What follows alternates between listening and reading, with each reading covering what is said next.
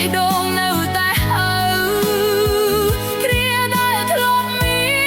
នមិនអាចបំភ្លេចទៅវាសនាហេតុអ្វីឲ្យយើងឃ្លាតគ្នាទុកឲ្យចិត្តអូនរស់ក្នុងភាពឯកាក្រំគ្រីសំឡេងខ្លុយបក់មករំលឹកដល់រឿងពីមុនសង្ឃឹមជាតិក្រោយយើងបានជួបគ្នាវិញម្ដង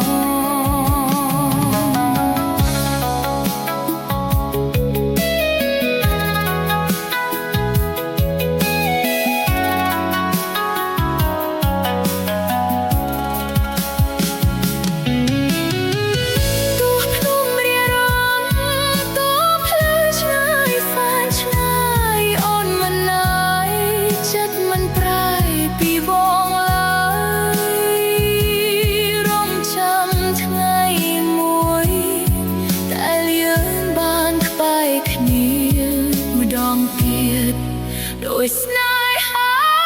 ដាវាសនាហេតុអ្វីឲ្យយើងឃ្លាតគ្នា